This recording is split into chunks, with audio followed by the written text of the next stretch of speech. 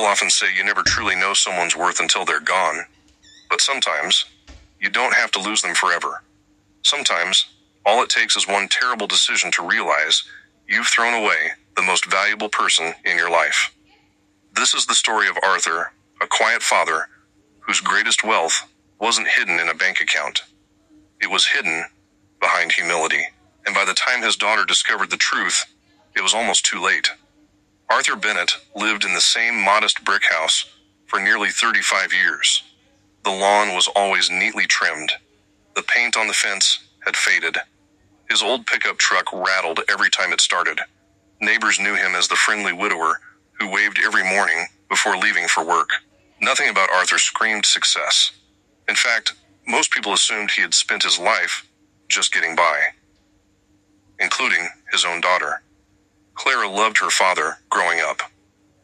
After her mother passed away when she was 12, Arthur became everything. He learned to braid her hair, packed school lunches, attended every dance recital, worked late into the night, and somehow still managed to be waiting outside every soccer practice. He never complained, not once. If Clara wanted something, Arthur quietly found a way. He skipped vacations, wore the same winter coat for 10 years, drove the same truck long after everyone told him to replace it. She thought he was simply frugal. She never knew the truth. Arthur wasn't poor. Far from it. Years earlier, he had quietly invested in neglected commercial properties while everyone else chased flashy opportunities. One building became 2. 2 became 10. 10 became dozens. Instead of putting his name on skyscrapers, he created holding companies. Instead of luxury cars, he drove old ones. Instead of showing wealth, he protected it, because Arthur believed money should provide security, not attention. Even Clara never questioned why her father still worked as a consultant. She assumed retirement wasn't possible. She never imagined that the tiny consulting office actually managed assets worth over $20 million. Arthur never corrected her. He preferred being underestimated. Everything changed when Clara met Julian. Julian was charming, confident, well-dressed. The kind of man who always knew the right thing to say, at least in the beginning.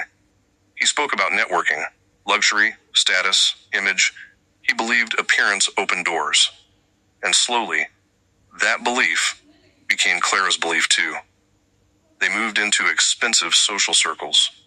Weekend dinners turned into exclusive events.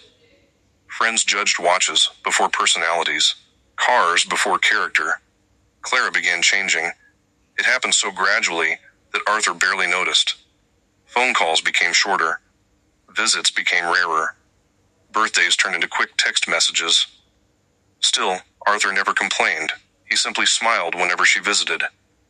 Asked about work, asked if she was eating well, and always packed leftovers before she left.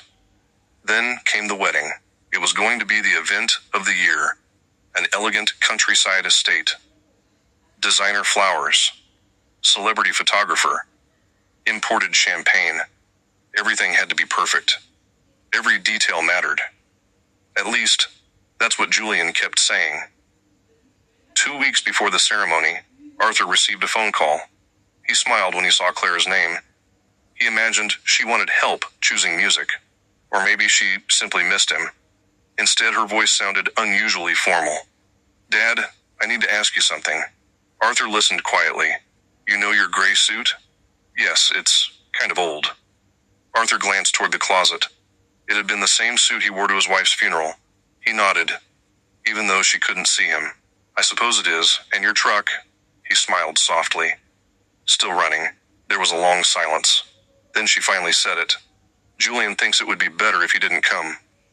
Arthur said nothing. She rushed to explain. "It's not personal. The guests are important.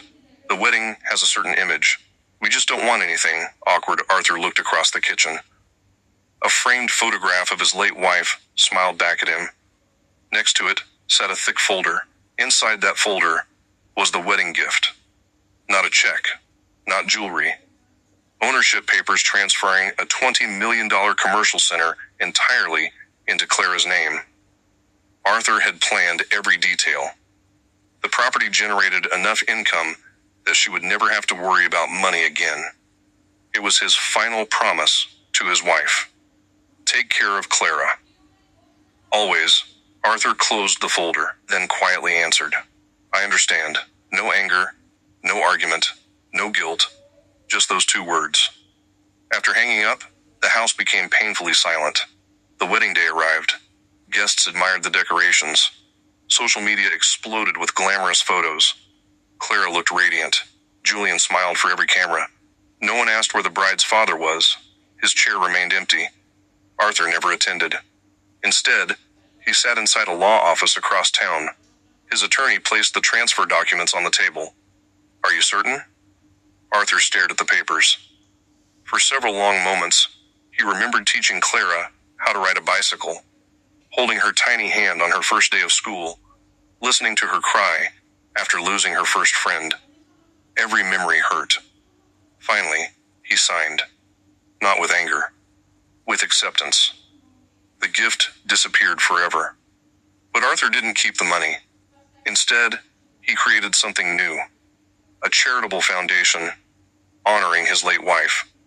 Its purpose was simple. Provide college scholarships for students whose families could never afford higher education. Hundreds of futures would now change because of one painful decision. Arthur left the office lighter than he had entered. He had lost a dream, but fulfilled another. Months passed. Life looked perfect for Clara and Julian. At least online. Reality was different. Julian's startup struggled. Investors demanded collateral. Banks rejected applications. Then one afternoon, Julian found the perfect building. Modern, downtown, prime location. Exactly what his business needed. He searched public ownership records. The listed owner shocked him. Arthur Bennett. Julian refreshed the page. Again and again. Surely it had to be another Arthur Bennett. It wasn't. Digging deeper only made things worse. Property after property. Holding companies. Commercial centers. Apartment complexes. Warehouses, millions. His embarrassing father-in-law wasn't struggling. He was quietly wealthy. Julian's face turned pale. He immediately called Clara. You have no idea what your father actually owns. She laughed. Then he emailed the documents. Her laughter disappeared. Within hours, they were standing outside Arthur's house. The same old truck sat in the driveway. The same faded fence. Nothing had changed. Except them. Arthur answered the door with a calm smile. Hello. Clara's eyes filled with tears. Dad, can we talk? Arthur stepped aside. Of course. Inside, everything looked exactly as she remembered. Her childhood photos still covered the walls. Her mother's favorite rocking chair remained by the window. Nothing expensive, nothing flashy, just home.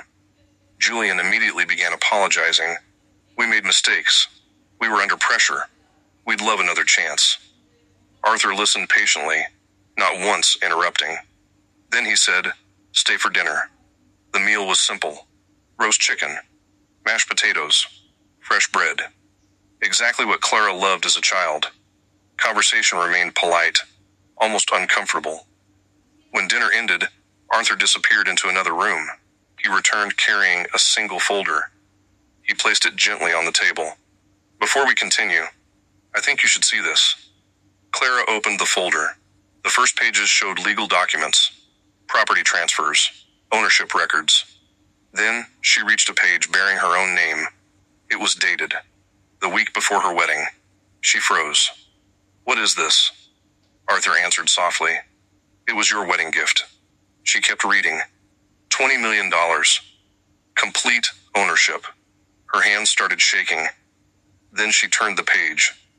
Everything changed. Red stamps covered every document. Transfer canceled. Following pages showed new paperwork. Every asset had been redirected. Scholarship trust. Educational foundation. Charitable endowment. Julian's face lost all color. You gave it away? Arthur nodded. Yes. Julian slammed his hand onto the table. Do you know what you've done? Arthur calmly looked at him. I do. You destroyed her inheritance. Arthur smiled sadly. No, I redirected it. Julian exploded. That money belonged to Clara. Arthur quietly replied, No, it belonged to me. Silence filled the room. Then Arthur turned toward his daughter. His voice remained gentle, not angry, not bitter, just honest.